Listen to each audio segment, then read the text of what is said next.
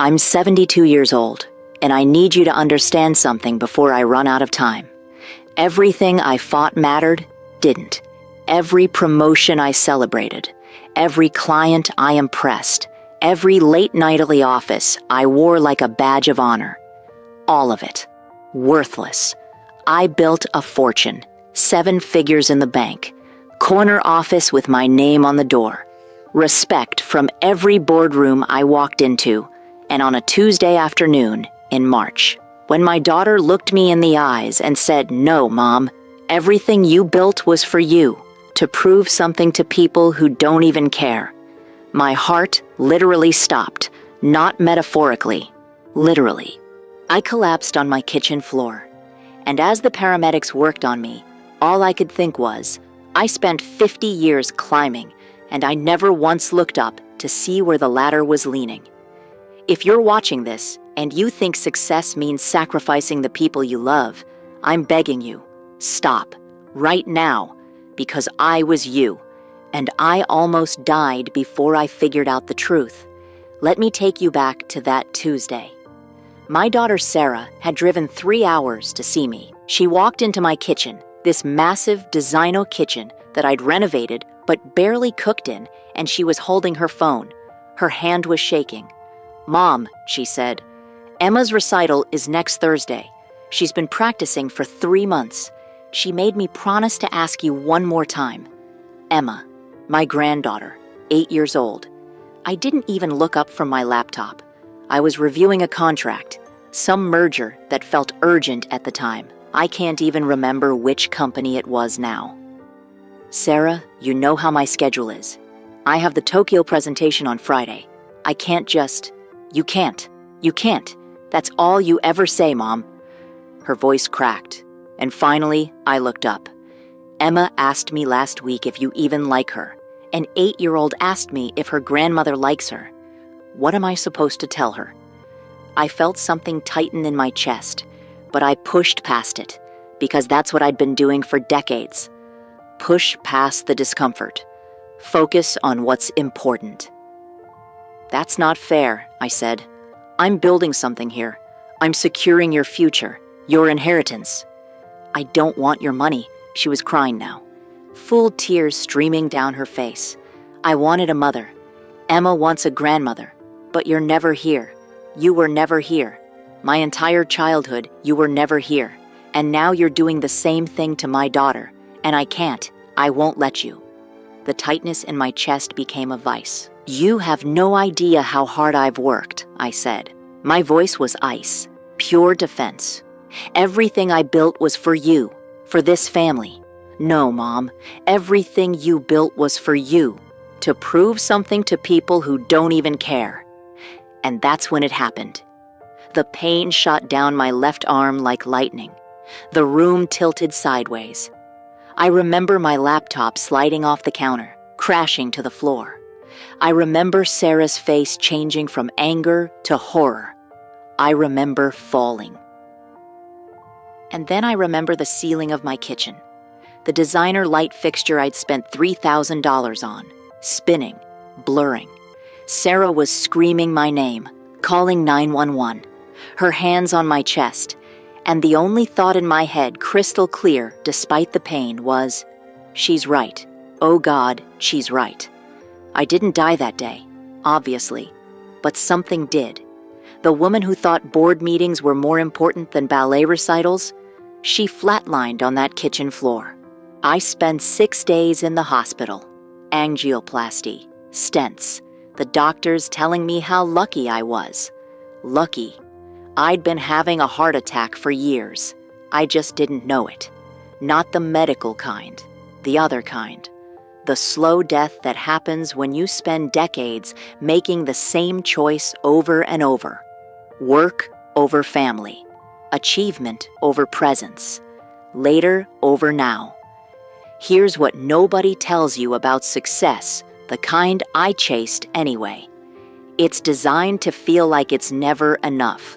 There's always another deal, another promotion, another zero to add to your net worth. The ladder never ends. It just keeps going up into clouds of smoke. I got my first management position at 28. I told myself, just a few more years of grinding, then I'll slow down. At 35, I made VP, just until I make senior partner. At 42, I made senior partner, just until I build real wealth. At 55, I had real wealth, just until I secure the legacy. And then I was 72, on a hospital bed, with my daughter in the chair next to me, looking 10 years older than she should. You know what I realized? Lying there with tubes in my arms, I'd been running a race that no one was watching, climbing toward a finish line that didn't exist, trying to prove my worth to a gallery of judges who never showed up. My father, dead for 30 years, wasn't there to finally be proud of me. My mother, gone even longer, wasn't there to see I'd made it. The girls from college who made me feel small, they weren't thinking about me at all. I was competing with ghosts and sacrificing real people to do it. Sarah missed me at her middle school graduation because I had a conference in Boston. I told her it was non-negotiable. She cried. She got married at 30. Beautiful ceremony in her backyard. I showed up an hour late because I'd taken a quick call that turned into a crisis meeting. I missed her walking down the aisle. I have the photos. I'm in them, smiling, champagne glass in hand. But I missed the moment, the real moment, the one you can't get back. When Emma was born, Sarah called me from the hospital. 3 a.m. I was on a red-eye to Singapore. I told her I'd visit as soon as I'm back. I met my granddaughter when she was 3 weeks old. 3 weeks. She'd already changed, grown, had expressions I'd never seen. "Isn't she perfect?" Sarah said, putting her in my arms. And she was. She was perfect, but I was holding her like a stranger, because that's what I was. I stayed for 45 minutes. Then I got a call about a contract issue, and I left. I actually left the hospital room with my newborn granddaughter to take a work call in the parking lot. Sarah didn't say anything, but I saw her face. The resignation, the sadness, the giving up. She'd learned by then not to expect more from me, and I told myself I was doing it all for them, for their security, for their future. But that was a lie. I was doing it because I didn't know how to stop, because achievement was the only language I spoke, because somewhere along the way, I'd confused being successful with being worthy of love. And the cruelest part? I didn't even enjoy it. The promotions felt good for maybe 3 days. Then, they were just the new baseline. The money felt good until I checked my account and realized it didn't change anything about my actual life. The respect felt good until I went home to an empty house and realized nobody there cared about my title. I was wealthy, accomplished, respected, and I was empty. Let me tell you what I missed. The specific moments. The ones I can't buy back. Sarah's first word was "Mama." I wasn't there. I was in a deposition. The nanny called me afterward to tell me. I said, "That's wonderful," and went back to my notes. Her first word. The first time my child named me. And I wasn't there. Sarah learned to ride a bike on a Sunday afternoon. Her father took her to the park. I was in my home office, preparing for Monday's presentation. I could hear her squealing with joy through the window.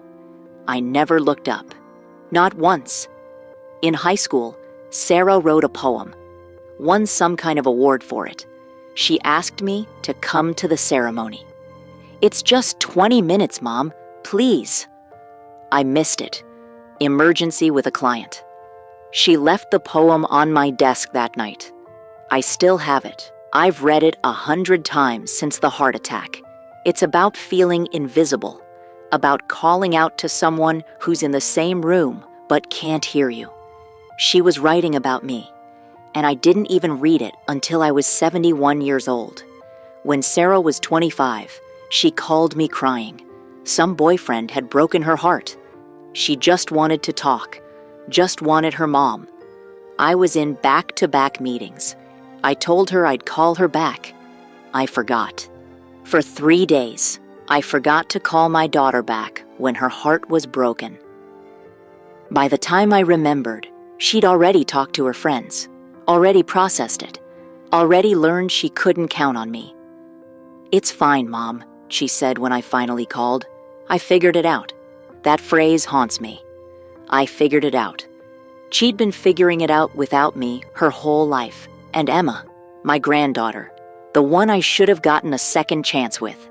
She had a school play when she was 6, played a sunflower in some garden musical. Sarah sent me the video, 45 seconds long. Emma in a yellow costume, singing off-key, completely delighted with herself. I watched it on my phone between emails, smiled, moved on. I didn't respond to Sarah, didn't call, didn't tell Emma I'd seen it. 3 years later, after the heart attack, I asked Emma about her plays. "I don't do that anymore," she said quietly. Nobody ever came anyway.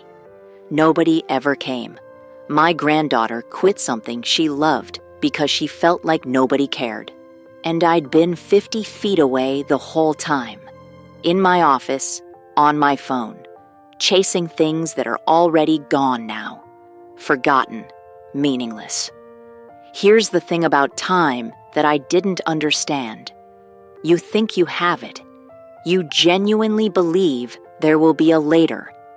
Later, when the big deal closes, I'll take that trip with Sarah. Later, when I retire, I'll be the grandmother Emma deserves. Later, when things calm down, I'll be present. But later never comes, because there's always another deal, another goal, another excuse. And then you're on a kitchen floor with a heart that's giving up, and you realize there is no later, there's only now. And you spent all of your nows on things that didn't matter. I have $17 million in assets, investments, properties, a stock portfolio that could fund 3 lifetimes. And I would trade every single cent, every single achievement, every award, every moment of professional respect for one more chance to see Sarah's face when she said her first word. But I can't. That's the deal. That's the truth they don't tell you when you're 25 and hungry and climbing. You can't buy back time. You can't earn back presence. You can't achieve your way into the moments you missed. They're just gone. So if you're watching this, and you're in that office right now, or you're checking your email while your kid tries to show you something, or you're telling yourself, just one more year of hustle, I need you to hear this. Stop. Not next month.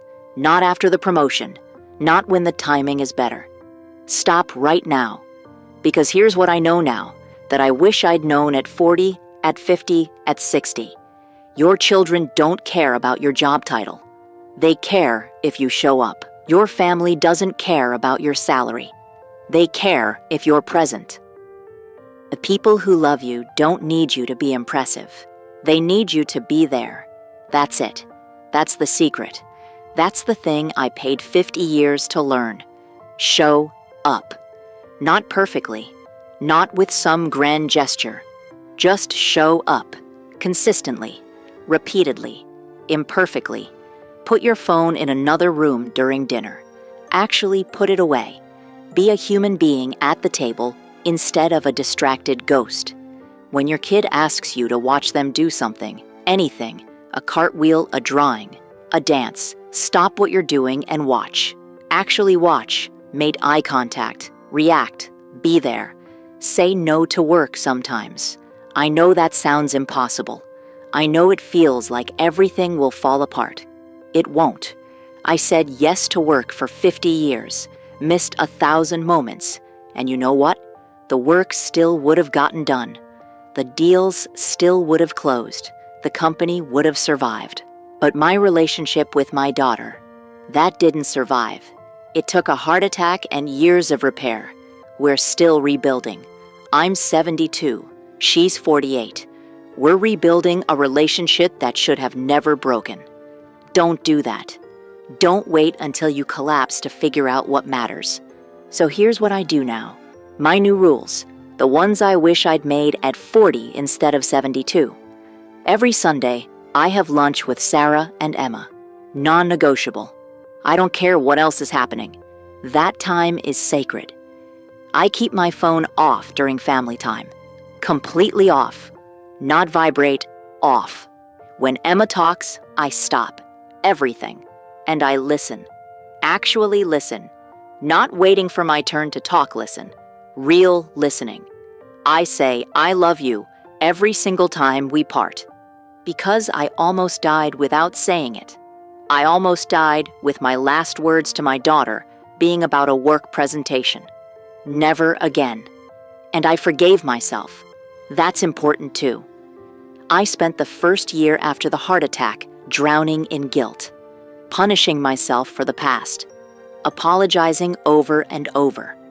But Sarah told me something that changed everything. She said, "Mom, I don't need you to be sorry forever. I need you to be here now. Here, now. Not perfect. Not making up for lost time. Not trying to fix everything. Just here. Just now." That's all any of us need from each other. I'm 72 years old. I survived a heart attack. I survived 50 years of living wrong. I don't know how much time I have left. Could be 2 years, could be 20. But I know this. Every single day I have left belongs to the people I love, not to work, not to achievement, not to impressing strangers or building some legacy that no one will care about. To Sarah, to Emma, to being a real person in their real lives. Last Thursday, I went to Emma's recital, the one I would have missed 2 years ago. She played piano, some Chopin piece she'd been practicing for months. She was nervous. I could see her hands shaking when she sat down, but she played beautifully. And when she finished, she looked right at me in the audience. I was there, front row, crying like an idiot, clapping harder than anyone.